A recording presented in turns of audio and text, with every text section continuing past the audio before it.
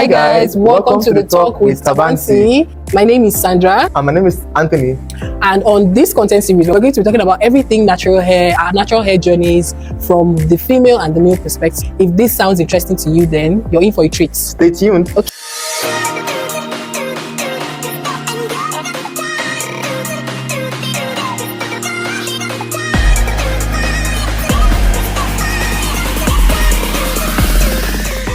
So we're going to get straight into it. The first question is, what has been your personal journey with hair? What inspired you to start and embrace your natural hair? It has come to the point where being on a low cut and getting trims every 2 weeks or every other week became so expensive, and just started growing my hair, and then from there I fell in love with it and then continued. Yeah. I think people don't talk about how often men actually trim their hair. Like it's a lot. It's a lot, and then it's now getting expensive. I mean, now you guys know what to go through. But I mean, that's by the way. Even for women, I think that we always are even looking for more affordable ways to maintain our hair, because it's crazy. So I think for me is because I think I was just tired of the way my edges were looking at some point. My hair was thinning out. My edges were just looking so nappy. From relaxing? Yeah, from relaxing. Like so, but like when I left secondary school, I was relaxing my hair. When you're on low cut in secondary I was on low cut, and my hair was so healthy. After relaxing my hair for so long, I just decided, see, this thing, my hair is thinning, is always cutting, need to do something. So I just went all and I just cut my whole hair and started. And we move. So second question, what are some common challenges you faced with maintaining your natural hair, and how have you overcome them? Oh my God, where do I start from? Like, maintaining natural hair is very challenging. I mean, I think that everybody that has natural hair, at least in Nigeria, like for at least the kinky natural hair, you know how tough it is to maintain your hair. Like, it's very tough to just wash it alone. It's like a ceremony. Do you get? Like, you have to be prepped mentally before you, it's crazy. So that I can relate to. I think that's something that was really challenging for me, was understanding how to, I don't know, I think kind of, there are two words I want to use. So tame my hair and love my hair. So I felt like I was always trying to comb it out, and I'm like, this thing is not working. So I had to learn eventually, after combing my hair when it was dry and rough and just being so harsh on my hair. But the thing is that we cannot escape the fact that our hair had a mind of its own. It does, honestly. It has a mind of its own. But your hair, and they always say this in natural hair community, like, your hair requires a lot of love, because natural hair, at least a kind of kinky natural hair, is very, it has been through trauma. At least for women, it has been through trauma, because we have relaxed, we have texturized. What haven't we done to this hair? We have pulled it with a tight braids. Like, so the natural hair is like it's almost like a human being, because it's a whole character, like a main character. Speaking of what you said about braiding hair and make, see, the few times I attempted to make convo or braid my hair, I'm like, these women, do you hate me? Because the way they would drag it, I'm like, what is going on? I will fight him. This is quite literally what we go through every time. And then you have to always keep telling them, don't drag it, don't. And it's so much. And then when I feel like, even from them coming, I could see like the chunk of hair that I came on, like, Auntie, what you're not supposed to comb. Exactly. It's a journey to even learn that you're not supposed to comb your hair when it's dry. You need to moisturize it, put water. Like, love your hair. You actually have to treat it like a baby. Like, love it like a baby. Treat it like a baby. Even when you're combing, like, you section, you hold one side, to me, I think it's beautiful doing all that, because the end result, it's amazing. It always tells like how much time you've spent on your hair, and it's amazing. Yes. Can you walk us through like your daily or weekly hair care routine? So after series of trials and errors, I come up with something that works for me. So for wash day, I first start with like washing my hair with shampoo. When you finish, you use your conditioner. You use that, leave it for some time, and then come back again, wash it off, use your leave-in conditioner, leave it on for a bit, and then probably like following days I come in with my coconut oil or shea butter. But like on that day, on that wash day, I just put in leave-in conditioner and then let it go. So I think for me, my hair care routine is, so it looks different on different days. Now some days for my wash day, I prep myself. My hair is a long journey. I'm so sorry. It's a long journey, because my hair is flourishing now, and it's a bit long, thanks be to God. But the first thing that I do is that I pre-poo. So pre-poo is like what you do before prepping your hair before you shampoo it, because I can't just go and shampoo my hair. My hair will fall out in mass. Really? Yeah. So I have to. So there's this pre-shampoo that is mad. Hey God, that pre-shampoo actually changed my hair game. So what I do is that I put if I take out these braids now, I put the pre-shampoo and it makes my hair very soft. I now twist it in 4 different sections. Sometimes I twist it into more than 4 just to make it easier for me. And then I shampoo the hair. First, I allow water to run down my hair because it's a long journey. It's a long journey. So that's why I don't do everything. Sometimes I don't do everything at once, like in one day, because it's a long. So sometimes it's just pre-shampoo and shampoo I do for day 1. The second day, oh no, pre-shampoo and shampoo, and then I have to use my leave-in because I have to keep it soft and moist. So I put in my leave-in or something. Then maybe another day I can do deep conditioning because I found that deep conditioning helps my hair stay healthy and grow. See, I'm really learning a lot. What is deep conditioning again? So deep conditioning is just buy a deep conditioner that works for your hair. That one is another journey for me because that one was hard for me to find a deep conditioner that was really good for my hair. But when I did, yeah, it was really good. So for me, just a simple routine is the pre-shampoo. I must always do pre-shampoo, then shampoo, then leave-in conditioner. I don't use wash-off conditioner. I said this is the first time I'm hearing of pre-shampoo. I think I'll try it out. Yes, because it's really good. It's actually really good. Your hair will thank me. Yes, your hair will thank you because the moisture retention, that's one thing. You need to retain moisture. Your hair wants moisture. But isn't that what leave-in is all about? Yes, but it's just like how you do layering perfume, right? Let's say you just put a perfume right now on your body and you didn't layer it with maybe you didn't put oil or cream on your skin. Like there's nothing, it's not sitting on anything. So somehow it may not last for as long as someone that puts maybe oil or some form of cream on their body because it's laying on something. So it will probably last longer. That's kind of what pre-shampoo does to your hair. So when you put pre-shampoo and then later you back it up with, because shampoo is stripping, no matter how soft and kind that shampoo, they said the shampoo is, shampoos are stripping, they are washing off something off your hair. So when you put on your conditioner, it's like a layer, right, of like the moisture is still there. So like your hair is prepped for moisture, so it can help just keep it moist, like especially long term. That is my own experience. I don't know about anybody's right now. I have learned a lot. I'm going to start pre-shampoo and then let you guys know what the result is later. Yeah, you should. Any tips on dealing with breakages or split ends? I know that's the forte. Okay, so breakage is like my bread and did I call it my bread and water? Because like I've seen breakage in this life and it has been so bad that it just felt like why was I even growing my hair if half of it would break anytime I comb it? So like I said, or I think I've mentioned it, moisture retention, like do your best to make sure that your hair is always moisturized. That's the answer for it. That's the answer for it. If you're going to put a comb through your hair, it has to be moisturized. It has to be like you're either spritzing water. Oil, like everything is. Yeah, it has to be locked in. Honestly, it's either you're using whatever you use, whatever you can afford. Whether it's water, you have shea butter, you have. But it has to be sufficient. Yes, your hair has to like it, and it has to be enough to moisturize your hair. That is what will reduce breakage. If not, if you're doing anything with your dry hair, breakage, you have breakage like this. So I remember during Fashion Week, and then my hair was just growing, but it was in that beginning phase where it's just you can get this. Then when people ask me what is I help, like it's just this normal Apple hair cream that I use, and then you see hairstylists using blow dryers to like dry my, and then I couldn't care because the hair could handle it and it was still full. It was not until after the whole Fashion Week ended that I saw like the damage of what that whole thing has done. But I didn't know what to use. I was using the wrong product. Like imagine you just scalp oil for your hair. Bruh. Yeah, so and these things actually matter because you have to, you don't need to break the bank, but you have to use products that are right for your hair and that serve the right purpose for your hair. So I think that works. If you look well, I promise. If you look well and buy the right things, I promise you, you save more in the long run. So the next, are there any current trends like in the natural hair community that you're excited about or skeptical about? I don't braid my hair. I'm this kind of person that once I braid the hair, I will start touching it and then but I like to see my hair full.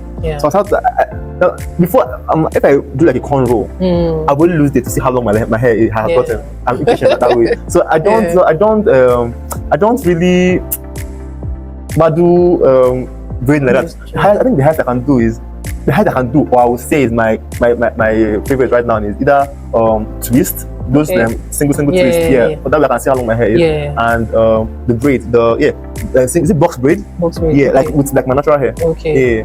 For me, one that I'm skeptical about is all these clove water, green tea rings. Like honestly, I feel like food is for eating. Really, like I mean, like I think I kind of bought into that craze of using onion on your hair. If you see what people use on your hair, onions, egg, and I'm just like, see, do you know what? I'm going to eat food and then go and buy products because this people know what they did. Please do this for eating, not for putting on your hair.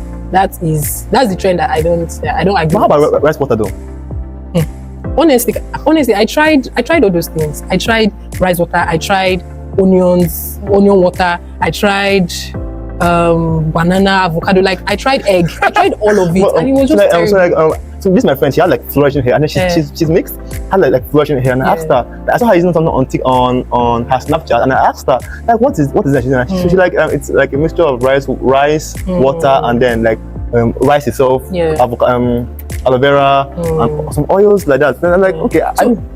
So to each his own. No. I think for some people it works for them. Yeah. But my hair does not like food. Anything food. Oh shit. Please do not.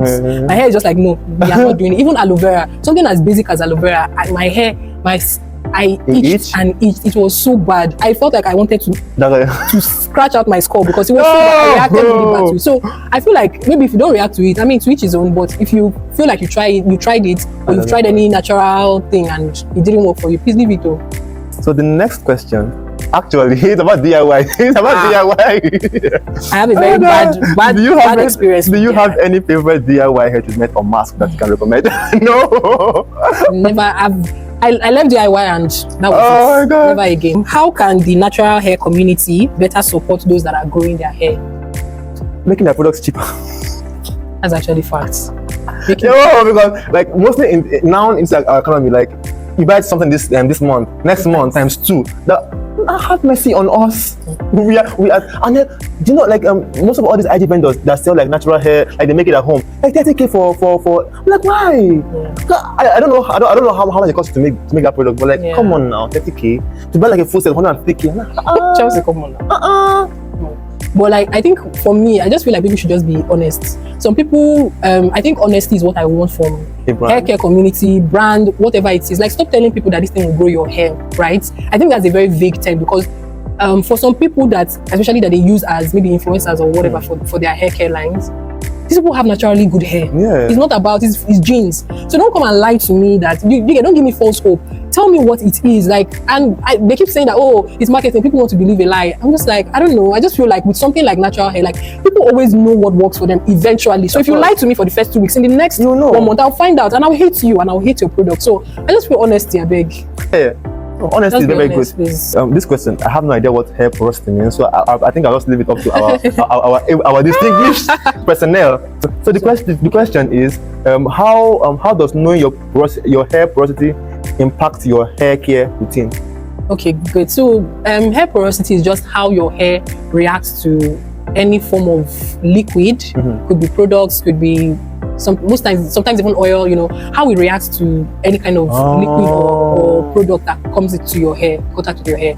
So now, I don't know if you heard about how to test your porosity. You take a strand of your hair, put it inside water. So if it goes down, you know, if it stays up, high porosity, if it stays up, and then for some people, I've rarely seen anybody with medium porosity, but like apparently some people it's in the middle. It floats. It's in the middle. So I mean, so yeah, it works in different ways. So that is kind of how we've been able to gauge it. I don't know if it's an exact science, but I think that it has worked for, you know, knowing what your hair porosity is, because I know that even if heaven comes down, like products take time to penetrate my hair strands. It's just what it is for me. I have low porosity, and I feel like you would have high porosity. Once I apply it, it go, and then that product can be on my hair for like 2 to 3 days, depending on if I cover my hair or not when I'm sleeping. And that's another key one. Covering your hair to sleep is a growth hack that I would forever, as in that hill, I will stand on that hill to the end. Can't patronize me. I sell durags. And durags are actually the best. I use his durags. I've used it for years now, and it works for me. It really works. It's the best. It's silk. It keeps your hair just laid and it protects it while you sleep. Even the barbell still works wonders. Like both of them. So all I noticed that first of all, it prevents me from getting breakouts, and then like I wake up and then they just put my hair and then I'm moving. It's actually perfect, to be honest. I'm not even no cap.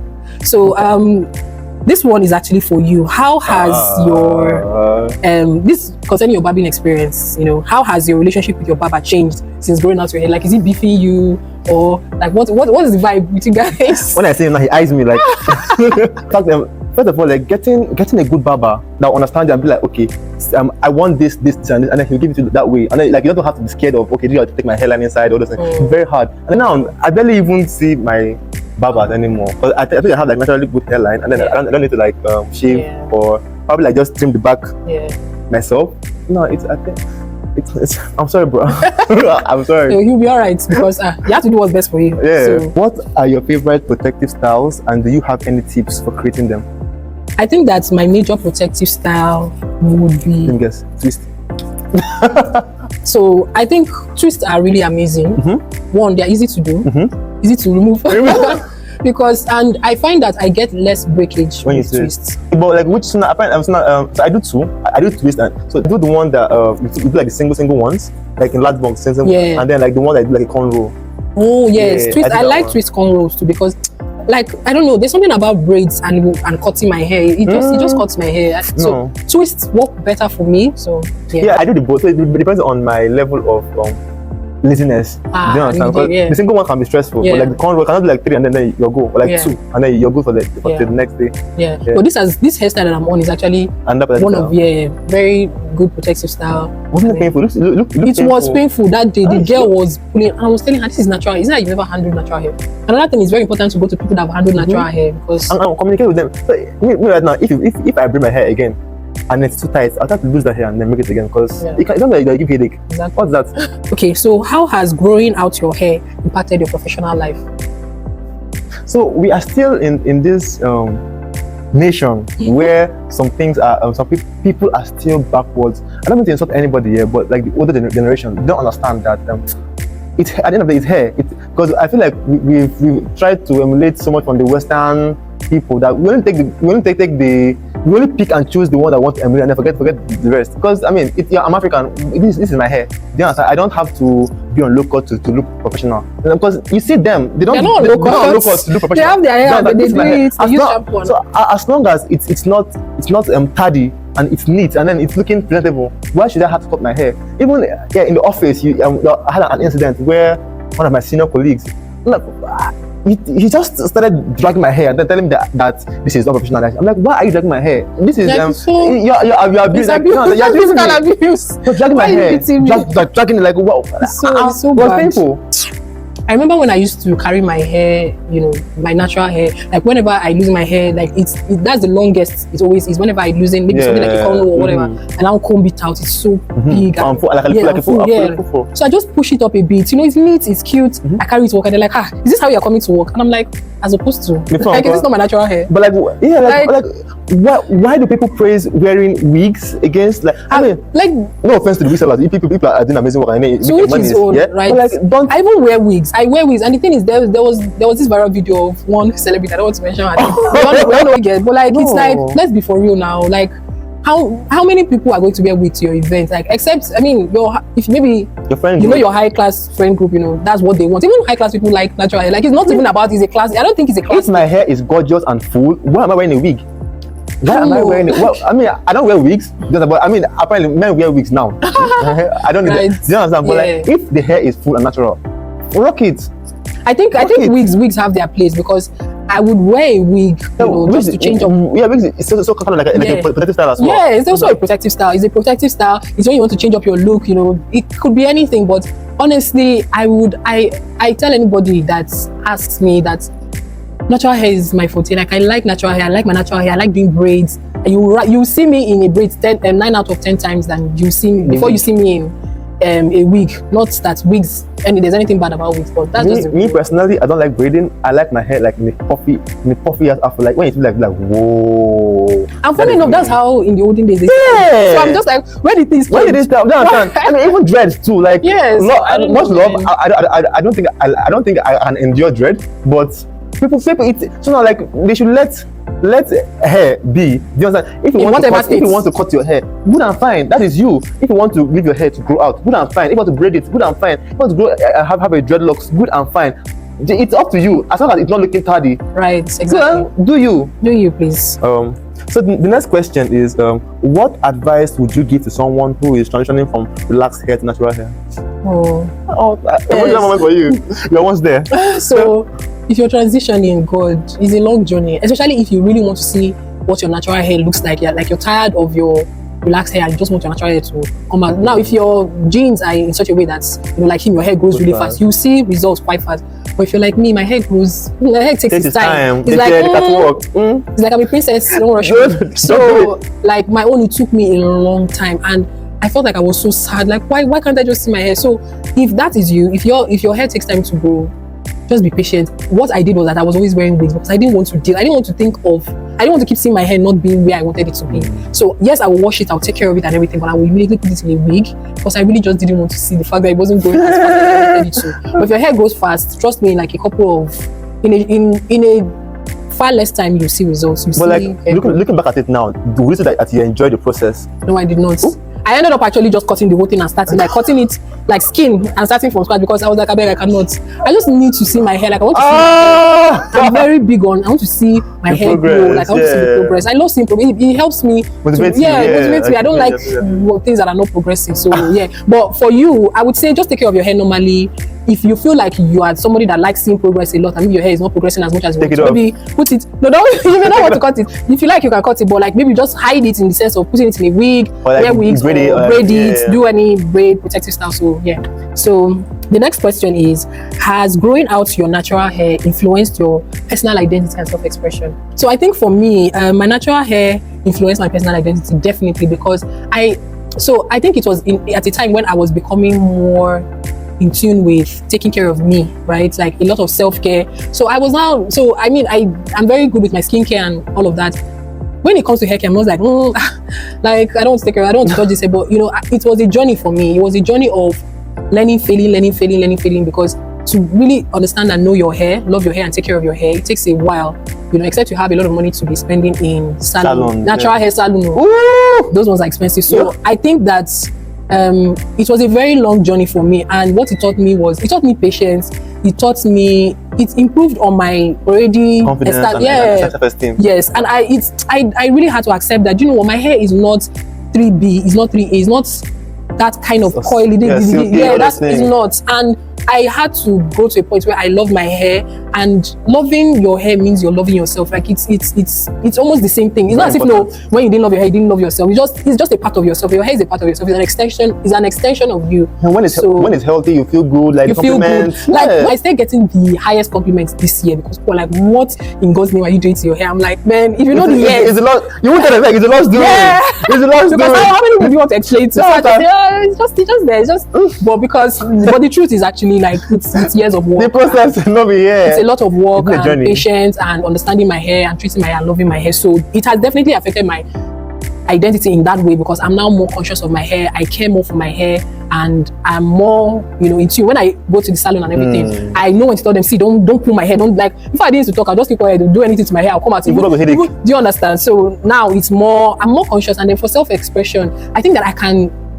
I always feel like if I don't have my hair, that's before, you know, I went natural. If I don't have my hair maybe in like a wig or something really, you know, shouty or maybe a braids or something really done, like then I'm not ready to go out or I'm not, but that's not the case now. Like I go for serious work stuff, just my natural hair, just pack it, make sure it's, you know, it's sleek and people love it, it's natural, it's beautiful. Like, what are your future goals for your natural hair and how do you plan to achieve them?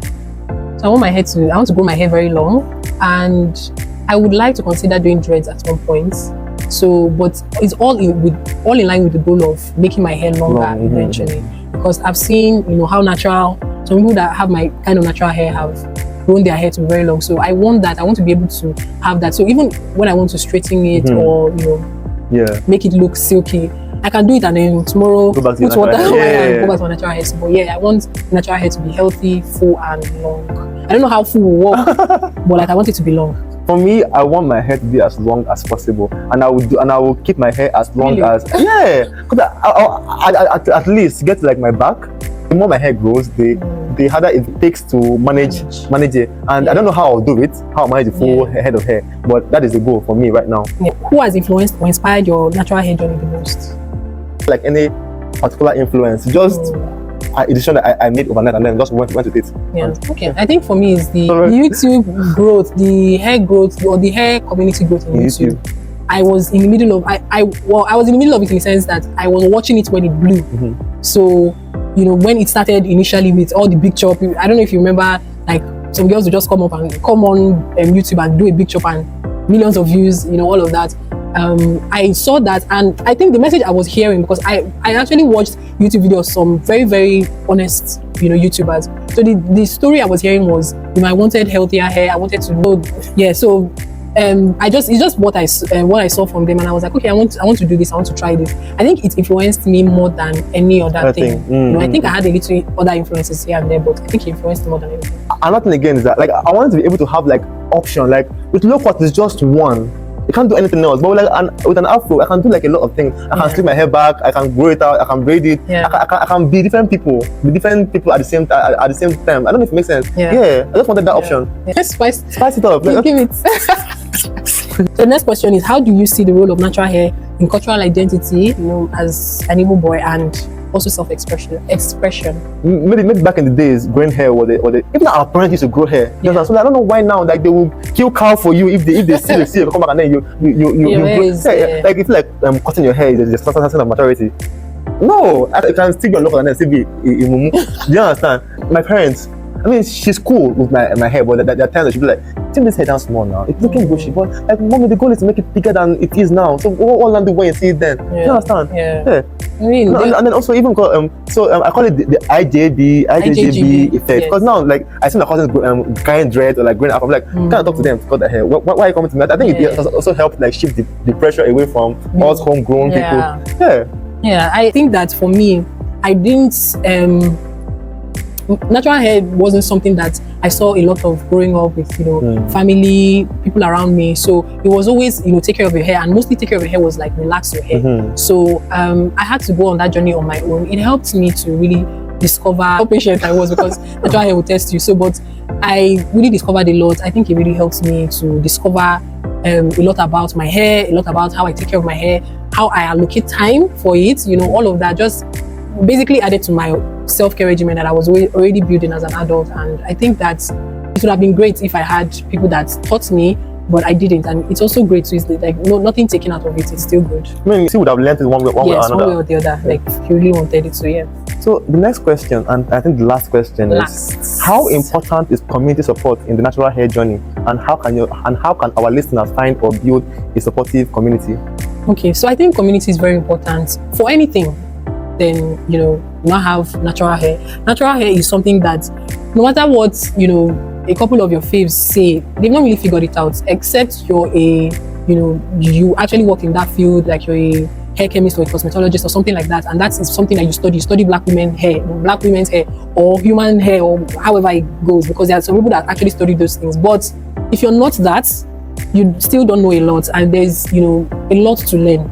And because where we are, what we can learn from is from other people. We can learn from people's experiences. We can accept people that can afford to go for those high-end consultations. But if you can't, community is the next best thing. Community is so important. Like, it could be YouTube, it could be Instagram, Facebook, wherever you find that people take care of their natural hair and are doing the right things with their natural hair. I think another thing again when it comes to community is that there are a lot of people that they are not honest about some of the things that they say. That's why it's good to find authentic or honest people that speak about their real journeys and learn from them. And that's mainly the reason why we're doing this. To build that community of natural hair enthusiasts. This is just us speaking from our personal experiences. Not like we are like pros, just what works for us. And then it might work for you, might not. But we're only saying that you should be open to experimenting and trying new things, and then hopefully something will click for you. Because that's honestly the truth. That's how it is. There's no, except you're going to actually meet a hair stylist or something like that, go to all these expensive natural hair salons, which is fine if you can afford it. But like, for people that are just looking for just basic information that they can use to make things work with their natural hair, on their natural hair journey, so this is for you. So if you liked it, or if you liked what you heard, and you feel like you want your friends to hear it, other people to hear it, please share. If you want to hear more, what you have to say. So please share, like, follow, subscribe, do all the things. So if you're curious about anything, please leave questions in the comments, and just interact and let us know some of the things that you think we should talk about. Or like some of the problems that you have that you feel like it's not normal. Yes. Do you understand? Yes. Like just put it down in the comment section, and then we'll see, and then we'll. Yes, we'll take it from there. Yeah. And I've had a lot of experience dealing with my own natural hair, and same with him. He has had a couple of years dealing with his. So yeah, we're not experts or anything, but we are honest and we are ready to share. And we'll do our best to answer your question. So now this is done, we have like a little game we want to play. It's called Kiss, Kill, and Marry. So Sandra, which Nigerian celebrity would you would you kiss, kill, and marry? I actually want to marry someone that is kind. So I don't know why I feel like I want to say even if they're married, we're not blaming for being a homemaker. No, I'm not a homemaker. Yeah, okay. If all things were being equal and these people were not in, we know. I would kiss. I honestly can't think of any idea, but wait, I will kiss. I don't know. Just the name that is coming to my head, like Timini. I would kiss Coily. I would marry RMD, and I will kill Timini. My chest. Hey, sorry. I mean, I like Timini. I don't hate him. I just doesn't do it for me. Oh, okay. I know the kills and the marry part, but I don't know about the kill part. I don't know because there's so many beautiful women out there. Pick one. Pick. I think I'll kiss Sharon. Sharon. I can't remember her last name, but the lady in this movie that with the prostitute which one? The Sharon girl. Sharon Oja, yeah. Oja, yes. I'll kiss Sharon Oja. So I'll skip the kill part. I'll come up later. I would marry Ira. Oh, Ira Star. I love you, baby. And I will kill. It's not as if you but it's kiss, kill, marry, right? Yes. The kill is not like I know, violent, but like someone that annoys me, right? Someone that I don't know. Just pick anyone because I wanted to overthink it. But so yeah, because this girl with the comedy skits that I asked with Coily, I think Coily is my best friend. Bimbo. Oh, I don't want to get about that. Yeah. I love her movies, by the way, but like the comedy skits, I think it's still fine for that. I'm not like bad, but like I think they not give too much explanation. Yeah. Okay, so I'm sorry, but like this is not. Yeah, and same with me. Like I don't hate you or anything. It's just, I mean, you're not my cup of tea. That's just the thing. As a player, I don't know. It's just not my cup of tea. I like. But why you go for older men, Tasha? I prefer older men. Like that one is standard. I prefer older men actually because I feel like older men are even kind. Of course, yes, and I like people that are kind. I'm sorry, I think I probably attract people that are kind. I like people that play games and childish games and all this ego. They have this. They are on this ego world tour. I don't have that. Ego world tour. I don't have. I can't stay with that kind of. I can't even imagine. I mean, it's fine. But I love you nonetheless. I actually love her so much. I love her energy. Like she's amazing. Yeah, so that's it. When we meet, I know we'll meet, but when we meet, don't fight me. Thank you so much for watching, and till next time. Bye.